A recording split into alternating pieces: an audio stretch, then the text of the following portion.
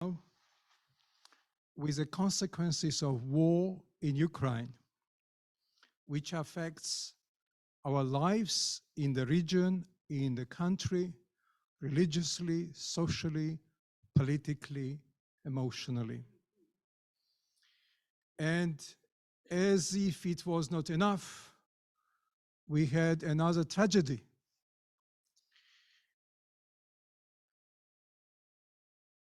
And when you see the footages of this tragedy of the October the 7th, you cannot unsee them.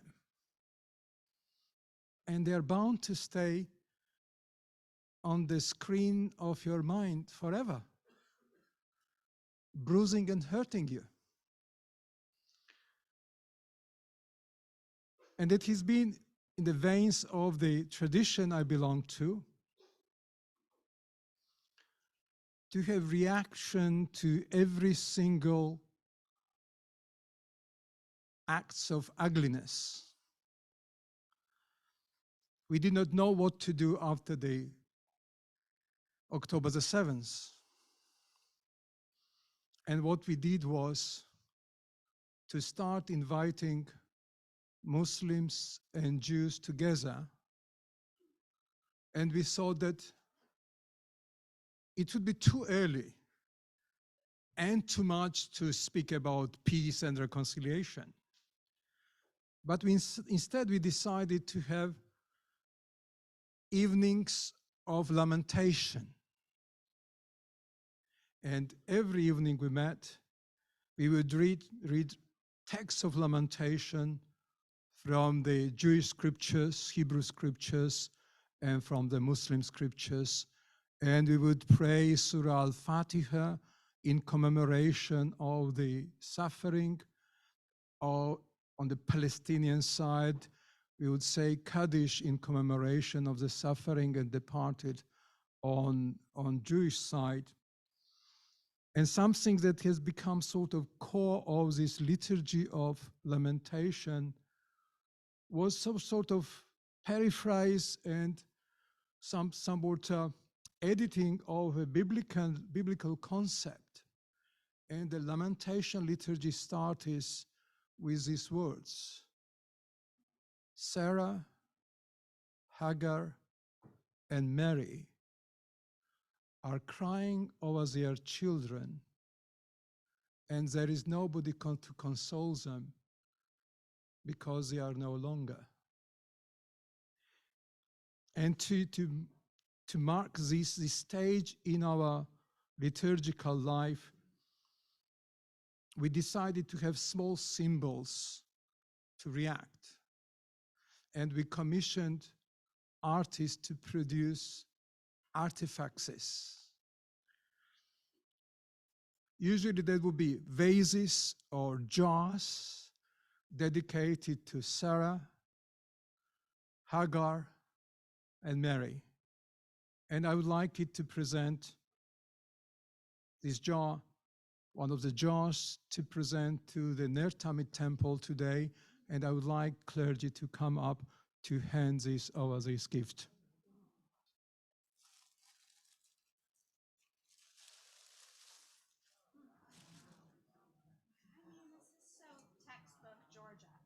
It's like, we just put this together and then this is the thing. It's like arts and crafts Georgian. It's so beautiful. Wow. Right. It's stunning. Sarah, Yeah. Mary, and Hagar, Mary, and Sarah. Beautiful. Thank you. Thank you. That was a long journey. I know Michael wants to take a picture of us looking at the camera. Yes. So let's do it. Thank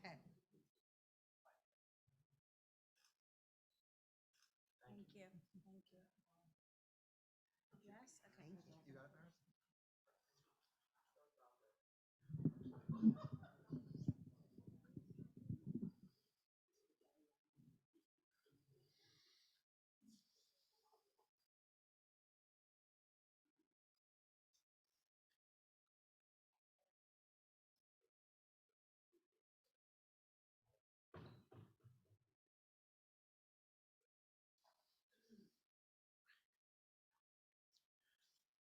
When I was growing,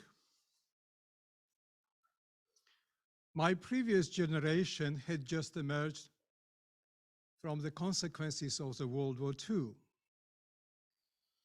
And my siblings and myself always remember my grandmother, grandparents, always telling us, you're a happy generation. You don't know what the war is. You don't know what suffering is. But now, as I turn 60 and slightly more, I can tell you that I've seen more wars, more suffering, more strife than my grandparents seen. It is crystal clear that the most important challenges facing humankind throughout history, and also particularly in our times, are issues of war and peace. Perhaps it is one of the greatest ironies as well that all our religions speak about peace. Yet, however,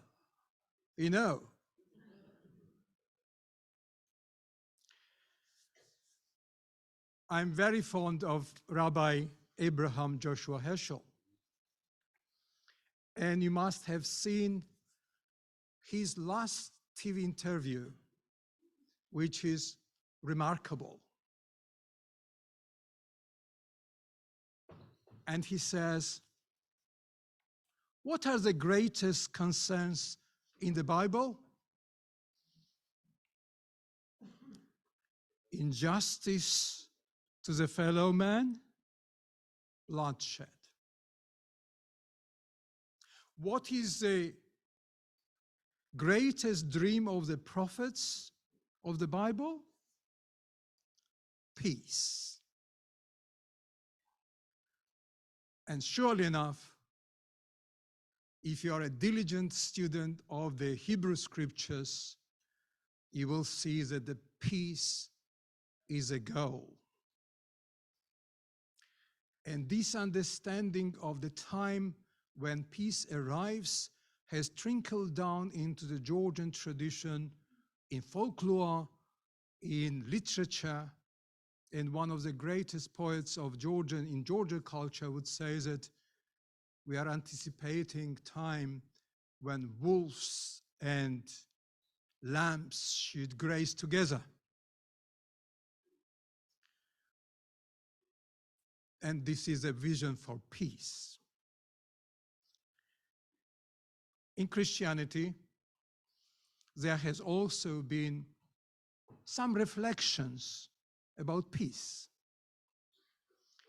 And in the 2nd century, we had a prominent Christian theologian, rather remarkable, very eloquent, good speaker, and whatever he said would immediately spread around the world, would go viral. Even though in those days they had neither emails nor Twitters nor any social media devices. And everybody would remember. And he would say, what is the great public vice that is cease on playing with the blood of man? And that is war. In Islam, Jalaluddin Mevlana Rumi would say, flowers every night blossom in the sky. Peace in the infinite, at peace am I. Now I would like to to take you on a journey and have a look what Jews, Muslims, and Christians have to say about war and peace. And finally, reason together, what does it mean for us, this deep commitment that is so deeply rooted in Abrahamic family. And also, I would like to have some space for questions and answers, so it is not just one man's show, as it were, but we've got interaction, and I'm really looking forward for this opportunity to listen to you, to have your questions, and learn from your questions through this evening. The simplest summary of Jewish understanding of human nature is that all human beings have two inclinations. Yetzer Hatov, a good inclination, Yetzer Haraqa, a bad inclination. These two inclinations battle within every individual, but with right training and following right precepts, bad inclinations can be subdued. That's the good news.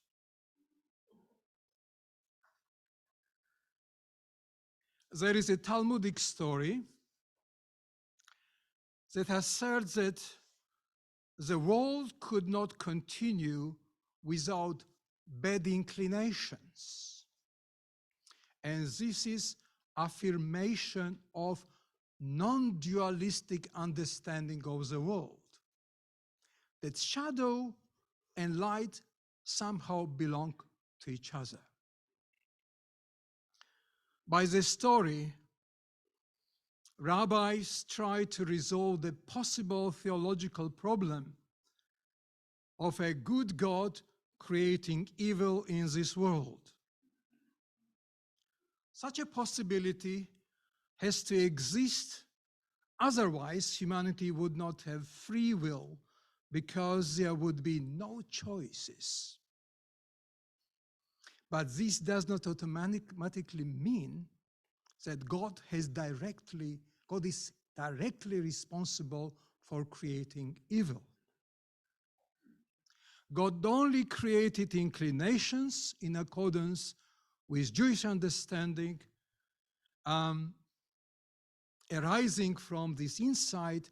Rabbis assert that even evil inclinations can be harnessed for good, but that is easier said than done.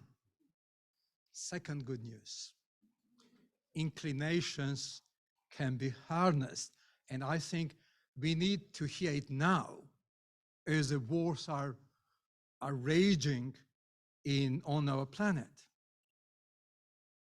Without constraints of moral framework, the world would collapse into chaos. One rabbi in Mishnaic tradition goes as far as to say that pray for the welfare of the government, because without it, most people would eat each other alive.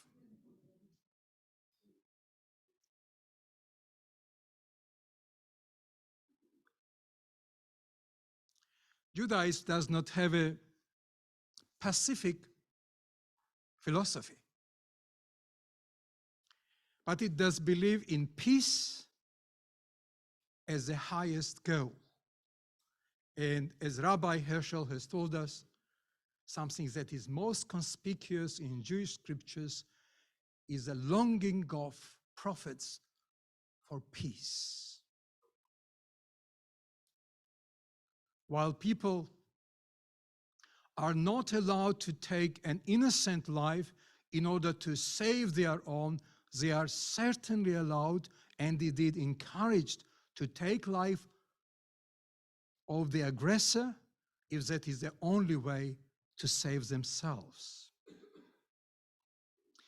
Necessary violence in self-defense is quite acceptable, according to the Jewish tradition and legacy. But there were some cases when Jews were not able to defend themselves.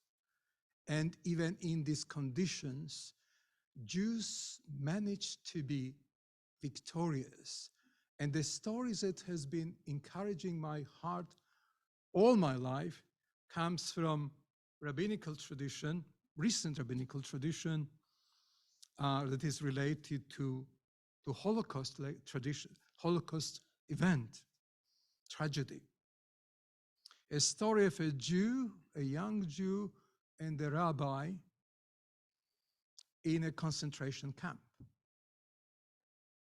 A young Jew says, why it is always seemed to be the lot of the Jews to be victim of persecution.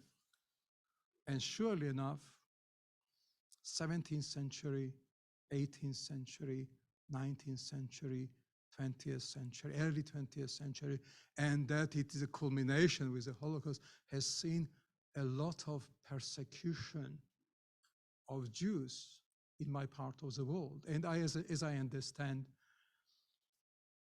many of you have come from the Ashkenazi tradition that it has been prevalent in Eastern Europe, Poland, Belarus, Russia, Ukraine, Poland. And I find these rabbis' answer very deep and moving. In this camp, where you can only be a victim or a persecutor, we should be proud.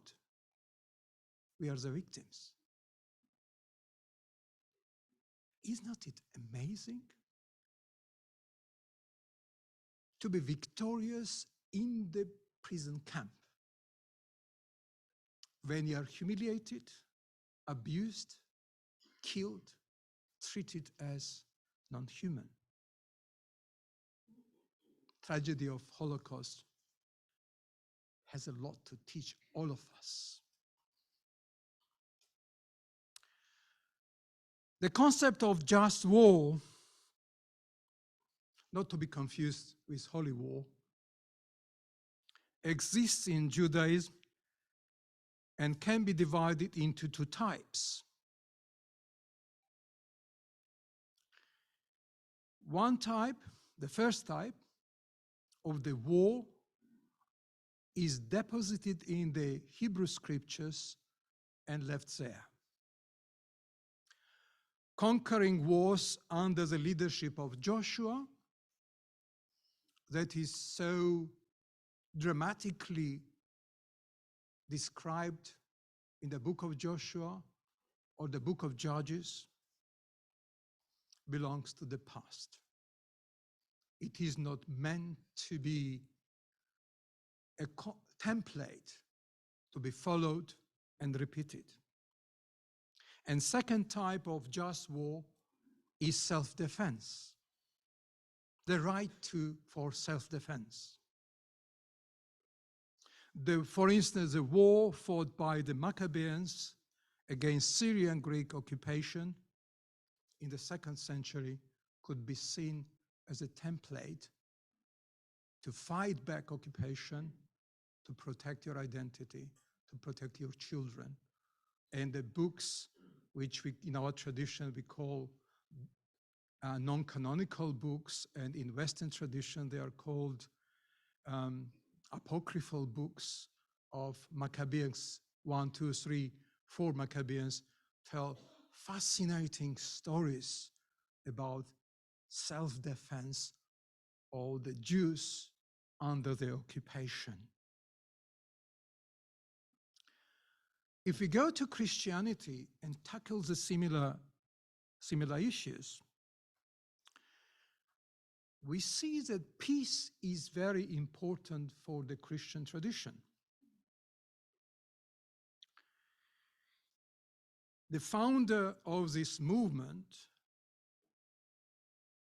who did not realize that he was finding another religion and saw himself as being a wandering Jewish rabbi, encouraging and strengthening Judaism, was certainly supportive of peace.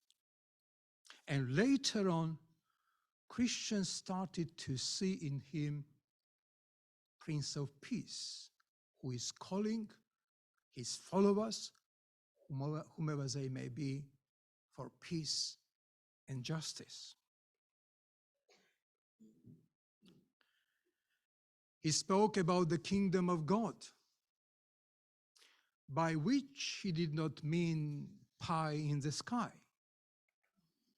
He meant justice, fairness, equality, friendship, inclusion. But pretty much like many other religious leaders, his message has been twisted, abused, forgotten, misused. I'm going to read out a quotation, and I wonder what you are going to think, where it is coming from.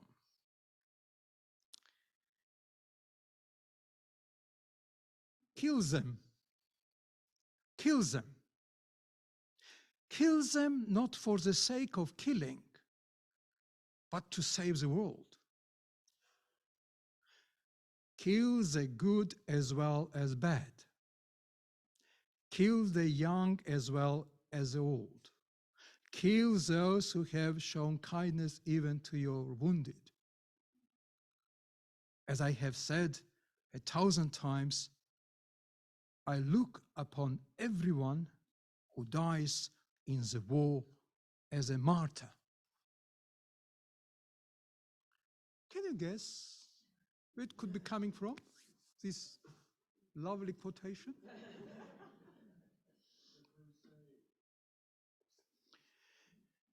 I wish it was coming from Crusades. It comes, Evan? No, no, not that late. That comes from my colleague during the World War I. It is not directed against Jews, it is directed against Christians. Christians against Christians. You can hardly find such a bitter words coming from the Bishop of London. But this is tragic legacy.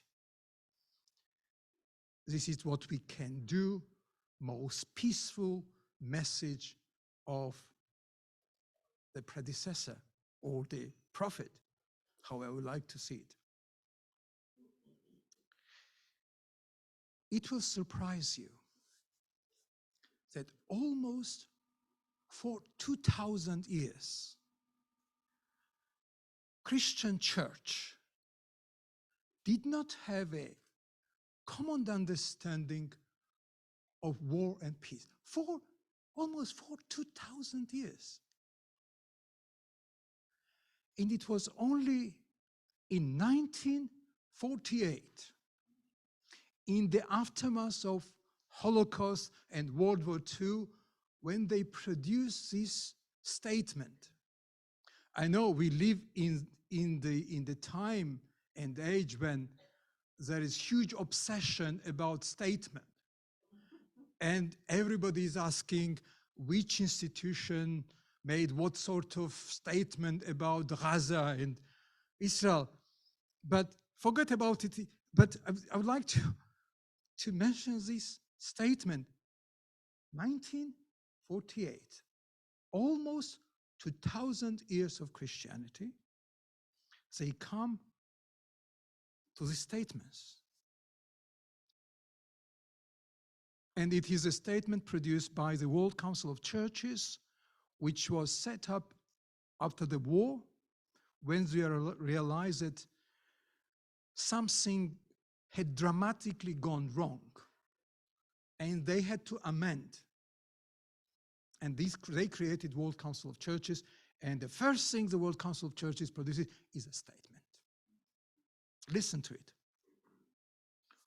War as a method of settling disputes is incompatible with the teaching and example of our Lord Jesus Christ. Isn't it too late?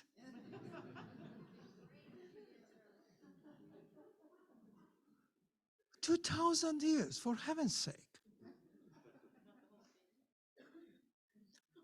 This is the core of the statement. It is not compatible. But then they started thinking and talking, and it opened up. It was very important. It is ridiculous, but it was very important. It is opener of thinking. And eventually, as late as who are born after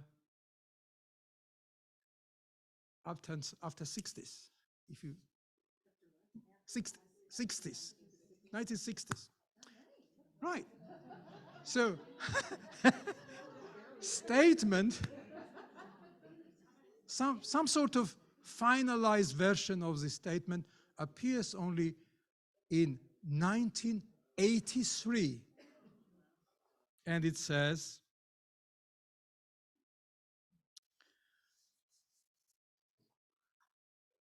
there must be a just cause for the war. Okay. War must be declared by a competent and legal authority. There should be comparative justice. There should be a right intention. War must be the last resort. There must be a reasonable probability of success. There must be a reasonable proportion between the injustice suffered and the death and suffering of war. As you research and study these documents, you are feeling that we've got a long way to go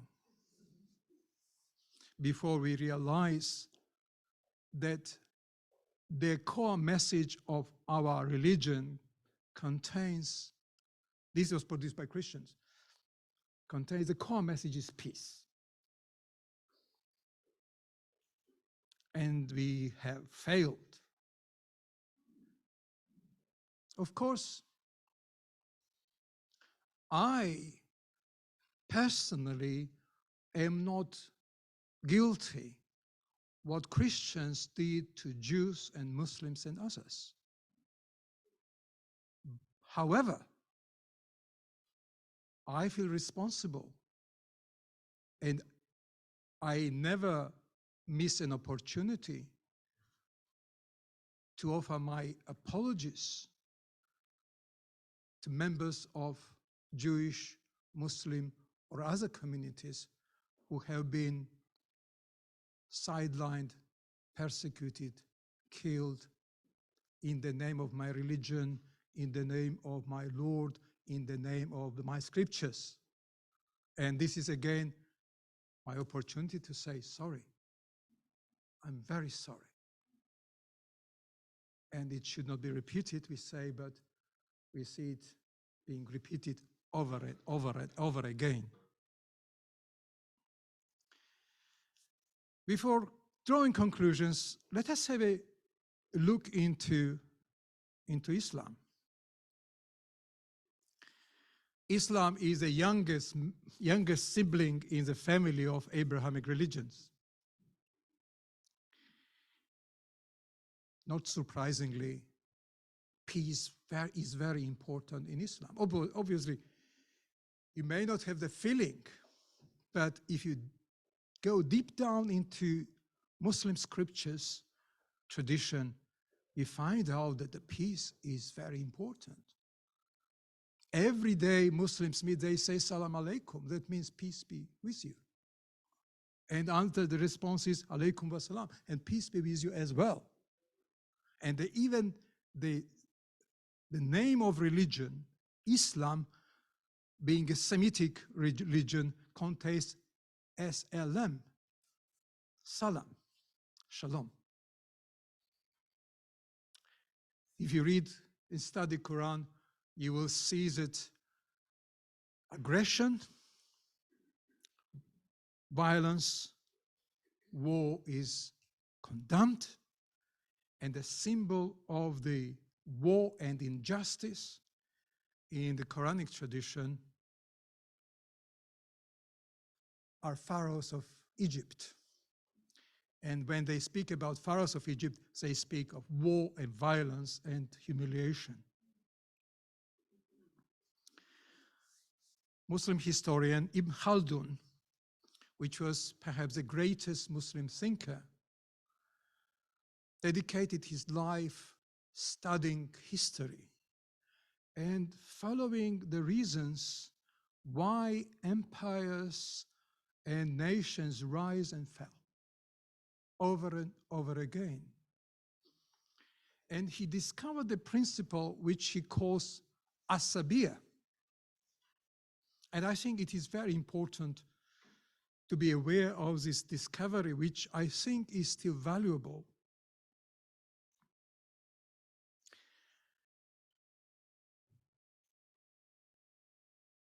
He found out that when societies lose their core value of solidarity and allegiance of peace, they collapse. It seems peace is to be some sort of glue that is bringing people together. If we go to the Quranic verses, we've got some fascinating verses. For instance, chapter 2, Al-Baqarah would say, fight in the way of God. Those who fight you, but do not undertake aggression, for God does not love those who are aggressive. Isn't it wonderful? If your enemies seek peace, then seek peace also, and put your trust in God. Fascinating, isn't it? But not surprisingly, we know that these are not the verses and quotations are being quoted or considered seriously those who, in their view, affirm their religion.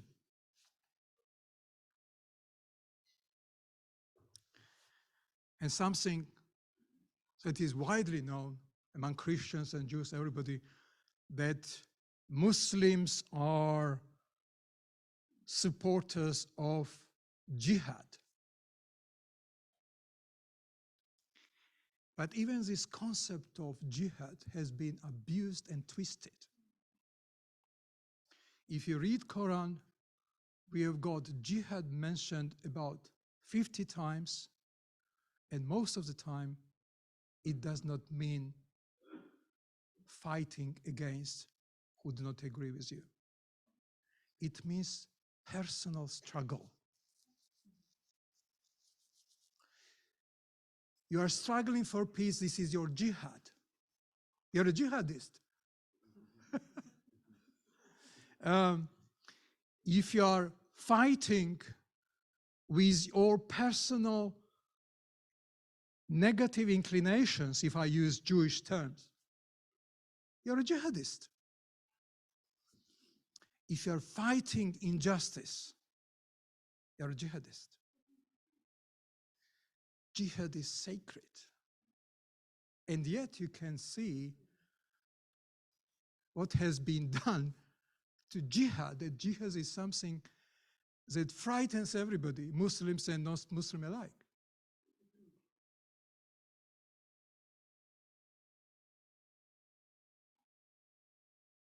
We have got this beautiful legacy of peace, but we have got ugly history of defiance against peace. Jalaluddin Rumi, whom I admire immensely, would say, yesterday I was clever, so I wanted to change the world. Today I'm wise, so I am changing myself. And I believe peace cannot start at the headquarters of the United Nations. It ought to start in our hearts. And here, the Jewish understanding of peace or Muslim understanding of as-salam can be our guides. Because peace, shalom, does not mean that we are not bombarded or missiles are not targeted to our places or homes. Peace, lack of peace is lack of harmony. If nobody is killed in a country, in a community, but there is injustice, this is not peace. When somebody is humiliated and sidelined, not because what he has done, but who he or she is not a peace.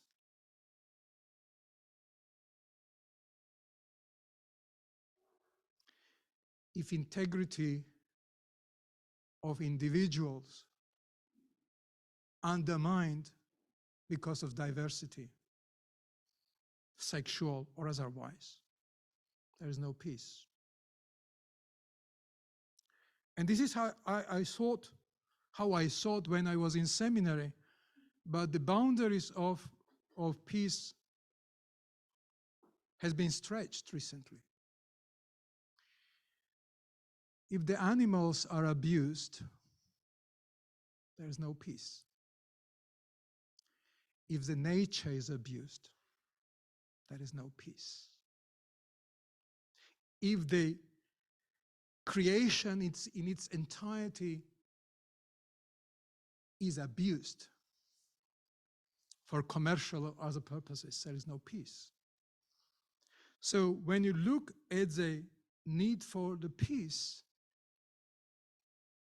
you may be easily disheartened. How can we handle so much challenges?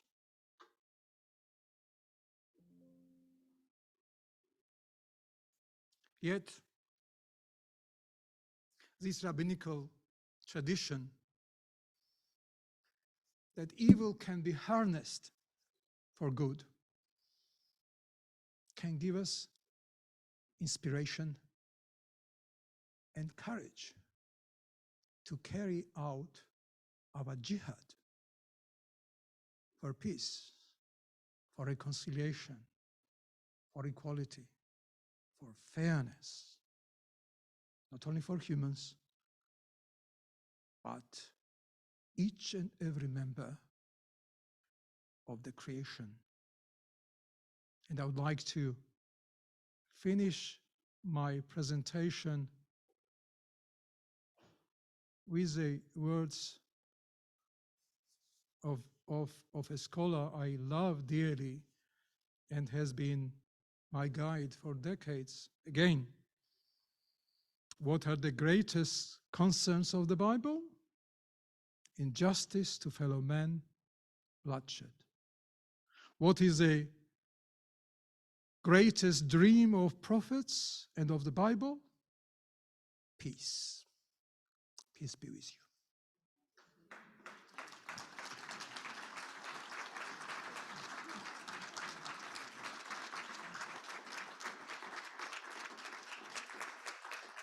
Thank you so much.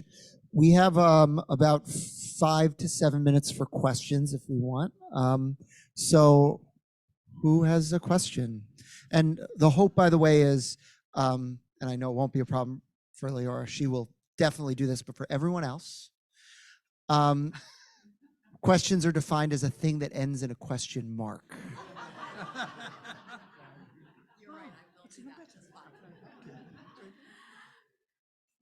So I just want to be clear, and actually as I'm saying it, it might be a statement, but it is a question. I do want to be clear when you said jihad is, because I heard the examples you gave, and so what I translated was something about a kind of inner struggle. Yes. Is that correct? Absolutely. Okay. Absolutely. Is there more to it? I mean, there is more, of course, but Of course is it? there's more to it. But that's first- the basic idea that you mean? First and foremost, it's a struggle, my personal struggle, our communal struggle, our struggle as humanity against Jahaliya. This is what the Quran calls, which could be translated as darkness. It's the Yetzer Hara. It's the same concept. It is. We use different, we, Different words, but they're exactly the same concept. exactly, At least from what I hear. exactly. Other questions? Yes. Other questions? I just have a follow-up question. Do you have any thoughts on what happened along the way to turn it into something else? Jihad? Easy. Very easy. In Shia tradition, when somebody is ordained, they do not call ordination, but what we would call their ordination, the ordinant is being said, the person that is being ordained said, told that you're receiving this vestment and you're supposed to serve this vestment. They call abaya. You're called to serve abaya. But make sure that you do not use your abaya to serve you. And this is what has happened, has been happening over and over again. Religion has been used for gaining control over people, power, and resources. Very sorry to say that. Very sorry. But the reason I'm still wearing abaya is that I still naively believe that religion can be ransomed and religion can be agent of goodness rather than evil. But despite all the odds of past, I still would like to believe that the moment I stop believing,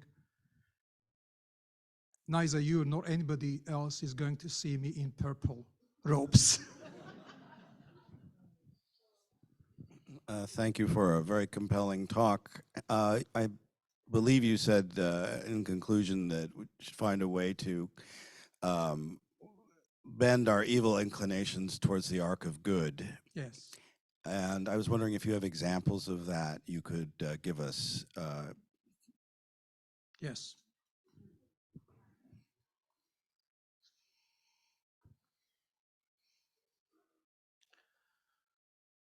There are lots of examples of that. to harness evil into goodness.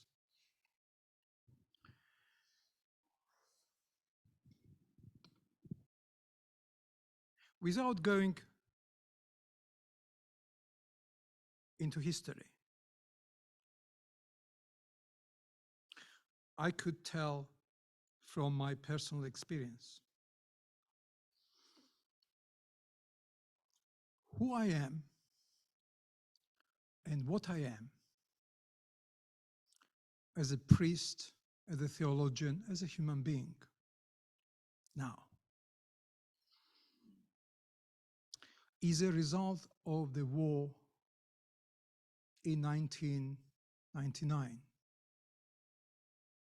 when we saw influx of Chechen refugees coming to Georgia in thousands.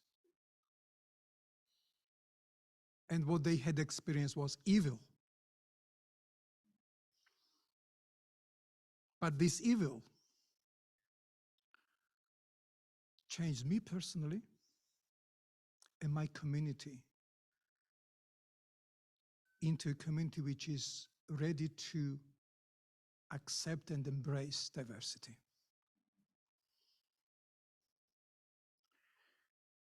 Chechens had been traditional enemies of Georgia for centuries. They lived, still do, in the mountains, and their economy was very poor. And they developed economy that was most successful, and that was kidnapping. So they would come to Georgia, kidnap young lads and ladies, take them down to Istanbul slave markets and make budgets for their families for next winter. So you can imagine that it was happening over and over again, how much hatred had been accumulated against Chechens. But their coming to Georgia made us to accept them as they are,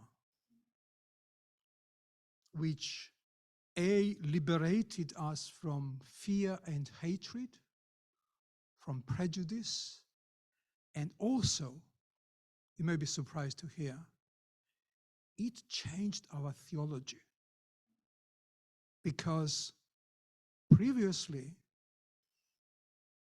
being influenced typically by Christian missiology, we saw the mission of our church was to convert people from one religion to another, to our religion. But by encountering Chechen refugees, we realized that there was something dramatically wrong with our theology of mission. And that time, we switched from being church that was determined or inspired to proselytize into a church that is committed to learn from the otherness. There are many things to be told. Thank you.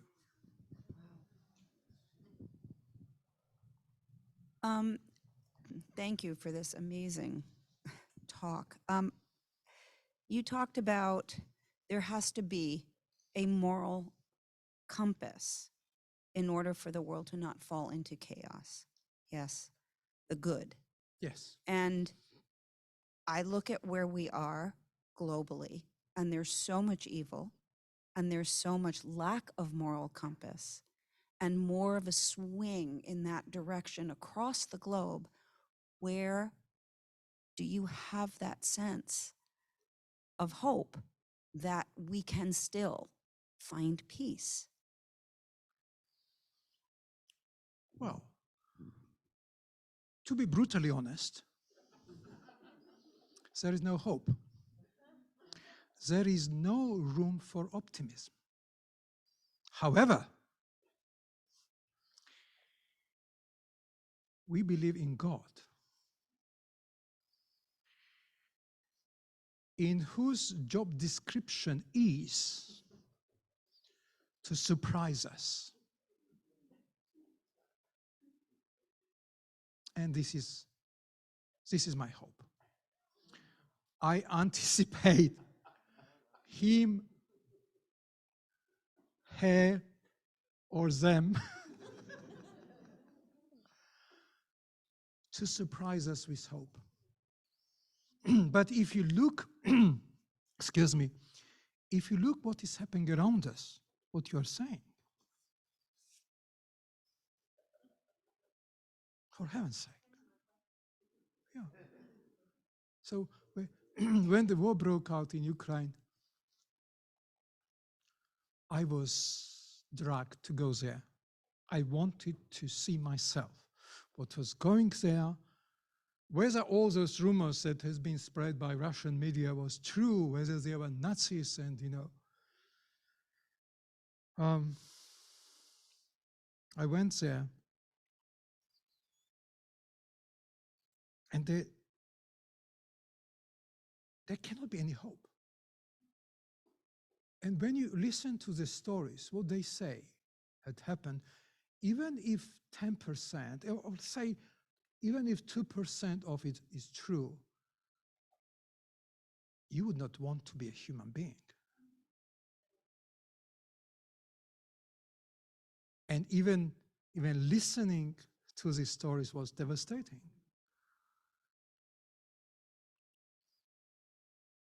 Yet, I count on God and count on his or her or their wisdom. And I'm expecting to be surprised. It may not happen in my lifetime. I would like to see it happening. But at the depths of my heart, I'm sure it's going to happen, as it has been happening in every generation.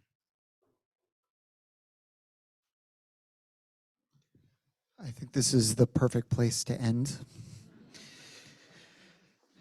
I'm struck, by the way, about how much, Bishop Malkhaz, you have in common with Maimonides, who wrote, Ani ma'amid be'emunah shlema, I believe with perfect faith, bevias HaMashiach, with the coming of the Messiah, which for us at least symbolizes, whether you believe in a person or not, that better world.